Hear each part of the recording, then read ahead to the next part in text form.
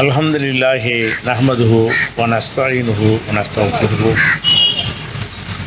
வ நஊது பில்லாஹி மின் ஷுரூரி அன்ஃபுஸினா வ மின் ஸய்யிஆத்தி அஅமாலினா மன் யஹ்திஹில்லாஹு ஃபலா முதில்ல லஹு வ மன் யுத்லில்ஹு ஃபலா ஹாதிய லஹு வ அஷ்ஹது அல்லா இலாஹ இல்லல்லாஹு வஹ்தஹு லா ஷரீக லஹு வ அஷ்ஹது அன்ன முஹம்மதன் அப்துஹு வ ரசூலுஹு அம்மா பஅத். கண்ணியத்திற்குரிய எல்லாம் வல்ல அல்லாஹு ஜல்லஷானஹு தஆலாவின் நல்லடியார்களே, அல்லாஹ் நமக்கு வழங்கி இருக்கின்ற 2 பெருநாட்களில் ஈதுல் அல்ஹா என்ற ஹஜ்ஜி பெருநாள் தொழுகையை நிறைவேற்றிவிட்டு நாம் எல்லாம் இங்கே அமர்ந்திருக்கிறோம். இந்த ஹஜ்ஜி பெருநாளை பொறுத்த வரைக்கும் அதில் நம்ம என்ன செய்ய வேண்டும், எதற்காக இந்த பெருநாளை கொண்டாட வேண்டும் என்பதை அல்லாஹ் திருக்குரானில் சொல்லும் பொழுது, ஒலித்து கப்பீருல்லாஹ அலாமா ஹதாக்கும் ஒல அல்லக்கும் தஷ்குரூன், உங்களுக்கு நேரான வழியை அல்லாஹ் காட்டியிருக்கிற காரணத்தினால் அவனை பெருமைப்படுத்துவதற்காக இந்த பெருநாள் எதுக்கென்று கேட்டால் அல்லாஹ்வை பெருமைப்படுத்த வேண்டும். எதுக்காக பெருமைப்படுத்த வேண்டும் என்றால், நமக்கு நேர் வழியை காட்டியிருக்கிறான். இந்த நேர் வழி வேறு எந்த சமுதாயத்துக்கும் கிடைக்காத ஒரு நேர் வழி நமக்கு கிடைத்திருக்கிற காரணத்தினால் அல்லாஹ்வை பெருமைப்படுத்துவதற்காகவும் ஒல அல்லக்கும் தஷ்குரூன், அதற்காக வேண்டி அல்லாஹ்வுக்கு நன்றி செலுத்துவதற்காகவும் இந்த பெருநாள் வழங்கி இருப்பதாக திருமறை குர்ஆனில் அல்லாஹ் சொல்லி காட்டுகிறான். அப்போ அல்லாஹ் நேர் வழி காட்டியிருக்கிறான் என்று சொன்னால், இந்த பண்டிகையை எப்படி கொண்டாடுவது என்பது உட்பட அனைத்துக்குமே அல்லாஹ் நேர்வழி காட்டியிருக்கிறான். உலகத்தில் எல்லா மக்களும் பலவிதமான கொண்டாட்டங்களை கொண்டாடி வருகிறார்கள்.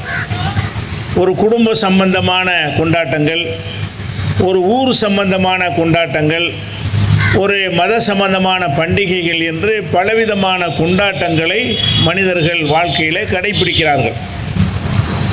பொதுவாக கடைப்பிடிக்கிற நிலையிலிருந்து மாறி இந்த கொண்டாட்டம் என்று வரும் பொழுது நிறைய வரம்பு மீறுகிறார்கள்.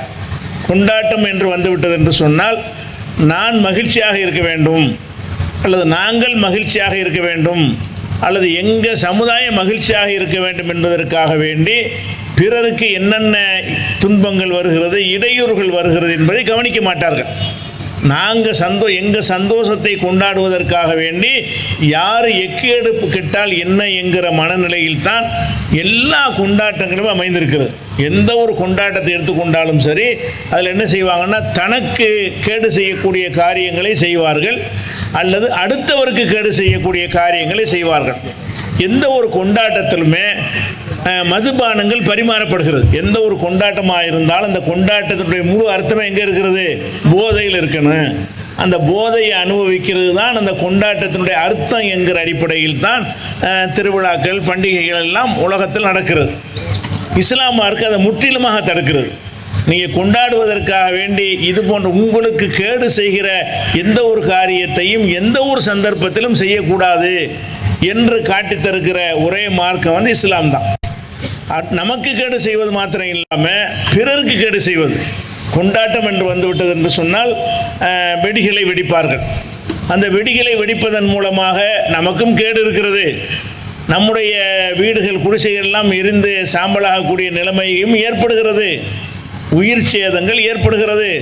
நம்முடைய பொருளாதாரமும் விரயமாக ஆகிறது. காற்று மாசுபடுகிறது.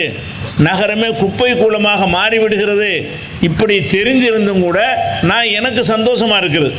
எனக்கு சந்தோஷமாக இருப்பதற்காக வேண்டி யாருக்கு என்ன கேடு வந்தால் எனக்கு என்ன என்கிற மாதிரி தான் எல்லா விழாக்களும் எல்லா கொண்டாட்டங்களும் அமைந்திருக்கிறது.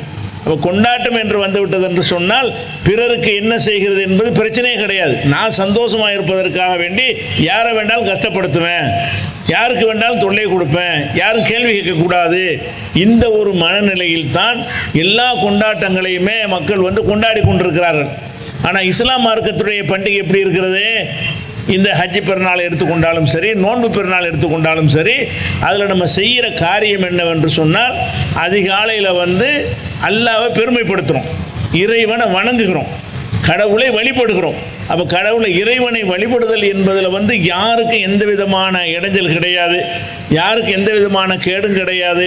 அப்போ அல்லாஹ்வை வழிபட்டு அல்லாஹ்வுக்கு நன்றி செலுத்தக்கூடிய ஒரு பக்தியை போதிக்கக்கூடியதாக இந்த இஸ்லாமிய பண்டிகைகள் இருப்பதை நீங்கள் பார்க்குறீங்க. அதுக்கு பிறகு நம்ம இப்போ இந்த பண்டிகையில் செய்யக்கூடிய காரியம் என்னன்னு கேட்டால், நல்லா சாப்பிடுவது, தொழுகிறோம், சாப்பிட்றோம். இதை தவிர இஸ்லாமிய பண்டிகைகள் ஏதாவது இருக்குதா? ஆடல் இருக்குதா? பாடல் இருக்கிறதா? கச்சேரி இருக்கிறதா? கரகாட்டம் இருக்கிறதா? குரங்குறிச்சி டான்ஸ் இருக்கிறதா? இதெல்லாம் என்ன நன்மை? இதுகளை எல்லாம் கொண்டாட்டம் என்ற பெயரில் செய்கிறார்கள். இதனால் அது செய்கிறவர்களுக்கு என்ன நன்மை, மக்களுக்கு என்ன நன்மை? ஒரு நன்மையும் கிடையாது. செய்கிறவர்களுடைய பொருளாதார நாசமாகவும் பிறருக்கு வந்து என்ன செய்யும், பலவிதமான கேடுகளை ஏற்படுத்தும் என்பதை நம்ம பார்க்கிறோம். ஒவ்வொரு பண்டிகையும் கொண்டாடி முடித்த பிறகு இந்த சுகாதார அமைப்புகள் என்று உலகம் பூரா வைத்திருக்கிறார்கள். அந்த சுகாதார அமைப்புகள் என்ன செய்வாங்கன்னா, மறுநாள் வந்து ஒரு அறிக்கை வெளியிடுவார்கள். என்ன அறிக்கை? இன்றைக்கு வந்து காற்று இந்த அளவுக்கு மாசுபட்டு இருக்குது. ஒரு பண்டிகையை நம்ம கொண்டாடுறோம், கொண்டாடி முடித்த பிறகு பார்த்தோம் என்று சொன்னால் நேற்று இருந்த தரத்தில் இன்றைக்கு அந்த காற்று இருக்க மாட்டேங்குது. நேற்று எப்படி அந்த காற்று சுத்தமாக இருந்ததோ அந்த மாதிரி இல்லாமல் காற்று மாசுபட்டு போயிருக்கிறது. அந்த மாசுபட்ட காற்றை நம்ம சுவாசிப்பதனால் நமக்கும் கொண்டாடியவர்களுக்கும் சேர்த்து அது கேடு ஏற்படுகிறது என்று சொல்லக்கூடிய ஒரு காட்சியை நம்ம பார்க்கிறோம். அதே மாதிரி சில பண்டிகைகளை கொண்டாடும் பொழுது அரசாங்கத்திலிருந்து என்ன செய்வார்கள்னா, சில முன்னெச்சரிக்கை அறிவிப்புலாம் செய்வார்கள்.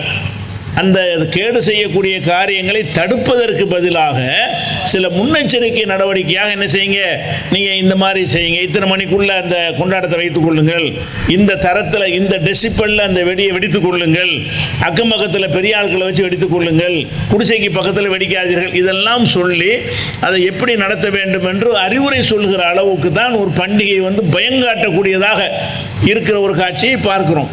அதே மாதிரி சில கொண்டாட்டங்களின் போது இந்த பெயிண்ட்களை பயன்படுத்துங்கள், கொண்டாட்டம் என்கிற பெயரில் மைகளை அள்ளி வீசுகிறார்கள். நல்ல சட்டையை போட்டு ஒருத்தன் போவான், அவனுடைய உடம்புல என்ன செய்வாங்க, அந்த மையை மையை பூசிடுவாங்க. கலர் பொடி வண்ணப்பொடிகளை தூவார்கள், வண்ண சாயங்களை பிச்சு அடிப்பார்கள். அந்த புது ட்ரெஸ்ஸு போட்டு வந்துக்கிறவனுக்கு தான் அதனுடைய வழி தெரியும். இப்போ தான் சட்டையை போட்டு வரோம், இந்த மாதிரி ஆக்கி விட்டாங்களேன்னு. ஆனால் நம்ம கொண்டாட்டம்ங்கிறதுக்காக நாங்கள் என்ன வேணாலும் செய்வோம், யார் மேலே வேண்டாலும் வண்ணத்தை பூசுவோம், எந்த வழிபாட்டு தலத்திலையும் வேண்டுமானால் நாங்கள் என்ன செய்வோம், காவி கலர் பொடியை தூவோம் என்றெல்லாம் நடக்கிற ஒரு காட்சியை நம்ம பார்க்குறோம். எந்த அளவுக்கு நடக்கிறது என்று சொன்னால், பள்ளிவாசல் வழியாக நீங்கள் வந்து அந்த கொண்டாட்டம் வருகிற காரணத்தினால் உங்களுடைய பள்ளிவாசலுக்கெல்லாம் நீங்கள் போர்வையை போர்த்தி கொள்ளுங்கள். ஏன்னா எங்கள் மக்கள் வந்து சாயம் அடிப்பார்கள், எங்கள் மை பூசுவார்கள், அதனால் உங்களுடைய பள்ளிவாசலுக்கு வந்து மறுபடியும் பெயிண்ட் அடிக்கிற மாதிரி வரும், அதனால் ஒரு துணியை போட்டு என்ன செய்ய பள்ளிவாசலை போத்திக்கிறங்கன்னு சொல்லும் அளவுக்கு இது கொண்டாட்டமா? இது அறிவார்ந்த ஒரு செயலா? நம்ம மகிழ்ச்சியாக இருக்கிறாருந்தா நல்லா சாப்பிடுங்க, உண்ணுங்க, பருங்க, புத்தாடை அணிந்து கொள்ளுங்கள், நீங்கள் எந்த கடவுளை நம்புறீங்களோ அது போய் வழிபடுங்க, பூஜை செய்யுங்க, ஏதாவது அந்த மாதிரி செய்யணுமே தவிர தனக்குத்தானே கேடு விளைவிக்கக்கூடிய காரியத்தையும் உலக மக்களுக்கு கேடு விளைவிக்கக்கூடிய காரியத்தையும் பண்டிகை என்ற உடனே பர்மிஷன் மாதிரி நினச்சிட்றாங்க. பண்டிகைன்னா என்னது, என்ன வேணாலும் செய்ய, அடுத்தவரை பற்றி கவனிக்க வேண்டியதில்லை. ஆனால் இஸ்லாம் நம்மளை என்ன மாதிரி நெறிப்படுத்தி இருக்கிறது என்று சொன்னால், இமாத்தத்துல் அதா அணி தரீக்கி ஷோபத்து மினல் ஈமான். நீங்கள் மூமின் இஸ்லாத்தில் இருப்பதாக இருந்தால் இஸ்லாத்துடைய ஒரு கிளை என்ன தெரியுமா, ஒரு தெருவில் கிடக்கிற மனிதனுக்கு தொல்லை தருகிற ஒரு பொருளை அப்புறப்படுத்துவது இஸ்லாத்துக்கு அடையாளம். நீங்கள் ஒரு முஸ்லீமாக இருந்தால் ரோட்டில் ஒரு கல் கிடக்கிறது, பார்த்துட்டு போக முடியாது, ஓரமாக எடுத்து போடணும். ஒரு முள் கிடக்கிறது, நம்ம வந்து அதுலேருந்து நகர்ந்து சென்றால் மாத்திரம் பத்தாது, இந்த முள்ளில் வந்து அடுத்தவன் யாரையும் மிதிச்சிடக்கூடாது, பிறருக்கு அந்த முள்ளினால் காயம் ஏற்படக்கூடாது என்பதற்காக வேண்டி அந்த முள்ளை நீங்கள் நகட்டி வைக்கணும். இதெல்லாம் ஈமானின் ஒரு கிளை. இஸ்லாம் எப்படி நமக்கு காட்டி தருகிறதுன்னு சொன்னால், நீ கேடு செய்கிறது தனி விஷயம், கேடு செய்கிற விஷயத்தை கண்டால் அப்புறப்படுத்துன்னு சொல்லுது. ரோட்டில், சாலையில், பொது இடங்களில் பிறருக்கு கேடு தரக்கூடிய விஷயங்களை நீ கண்டால் அதை அப்புறப்படுத்தினால்தான் நீ முஸ்லீம்னு அர்த்தம். முஸ்லீமுடைய அடையாளம், முஸ்லீமுடைய கிளை, ஈமானுடைய கிளைகளில் ஒன்று என்று நபிகள் நாயகம் ஸல்லல்லாஹு அலைஹி வஸல்லம் அவர்கள் சொன்னார்கள். அதே மாதிரி சொன்னார்கள், ஒரு மனிதர் இருந்தார், அவர் வீதியில் போயிட்டு இருக்கும்போது அங்கே ஒரு மரம் வளைந்து என்ன செய்யறதுனா போகிற வர ஆட்களில் தலையில் இடிச்சுக்கிட்டே இருக்கிறது.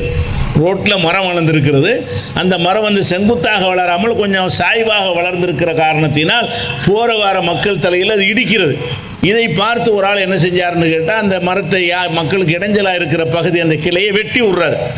இதை ரசூலுல்லாஹ் சொல்லிட்டு, இப்படி ஒருத்தர் கடந்த காலத்தில் இருந்தார், அவர் இந்த மரம் வந்து மக்களுக்கு இடைஞ்சல் பண்ண காரணத்தினால் அதனுடைய கிளைகளை வெட்டி விட்டார், இதுக்கு நன்றி தெரிவிக்கும் விதமாக அல்லாஹ் அவருடைய பாவத்தை மன்னிச்சாங்கிறாங்க.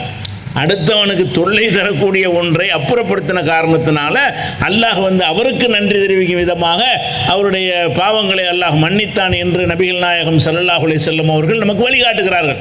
அப்போ ஒரு முஸ்லீம் வந்து எல்லா நாட்களையும் அடுத்தவனுக்கு தொந்தரவு பண்ணாதவனாக இருப்பதோட எந்த இடத்துல அதிக தொந்தரவு மனுஷன் பண்ணுவானோ, இயல்பில் அப்படி ஆக்கப்பட்டிருக்கிறதோ கொண்டாட்டத்தின் போது, கொண்டாட்டம்னு வந்துட்டு நான் என்ன வேணாலும் செய்வேன் அப்படிங்கிற ஒரு மனநிலையில் தான் மக்கள் படைக்கப்பட்டிருக்கிறார்கள். அது தப்பான ஒரு எண்ணம், அதை திருத்த வேண்டும், அவங்களுக்கு புரிய வைக்க வேண்டும். இந்த மாதிரிலாம் நீங்கள் செய்யாதீங்க, இதெல்லாம் நீங்கள் சந்தோஷமாக எவ்வளோ வேணாலும் எடுத்துக்கிறங்க. எந்த சமுதாயம் இந்த பண்டிகையின் போது நம்ம நடக்கிற மாதிரி நடக்க முடியலை அவங்களால.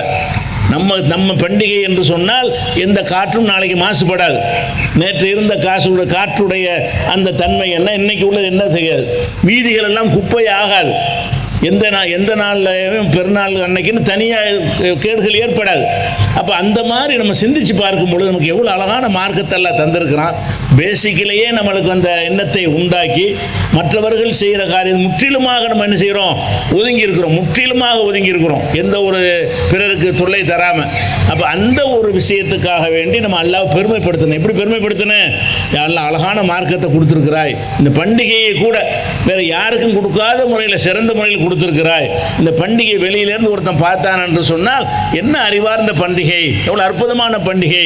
இதனால் யாருக்கும் இந்த முஸ்லீம்கள் இந்த பண்டிகை கொண்டாடுவதனால இந்துக்களுக்கு பிரச்சனை இல்லை, கிறிஸ்துவர்களுக்கு பிரச்சனை இல்லை, நாத்திகருக்கு பிரச்சனை இல்லை, எந்த மக்களுக்கும் எந்த ஒரு பிரச்சனையும் இல்லைங்கிற அளவுக்கு ஒரு பண்டிகை இருக்குமானால் அது அல்லாஹ்வுக்கு நன்றி செலுத்தத்தானே வேணும். இப்படிப்பட்ட ஒன்றை பெருமைப்படுத்த வேண்டும். உங்களுக்கு மழை ஆரம்பித்து விட்ட காரணத்தினாலையும் நீங்கள் போய் குர்பானி கொடுக்க வேண்டி இருக்கிற காரணத்தினாலையும் உரையை நான் இத்தோடு நிறைவு செய்து கொள்கிறேன். அஸ்ஸலாமு அலைக்கும் வரஹ்மத்துல்லாஹி வபரகாத்துஹு. இந்த தொழுகைக்கு பிறகு துவா ஏற்றுக்கொள்ளப்படுற என்று ரசூல் ஸல்லல்லாஹு அலைஹி வஸல்லம் சொல்லியிருக்கிறாங்க. முக்கியமான பிரார்த்தனைகள் இருந்தால் நீங்கள் அல்லாஹ்ட்ட துவா செஞ்சுட்டு கிளம்பி போங்க.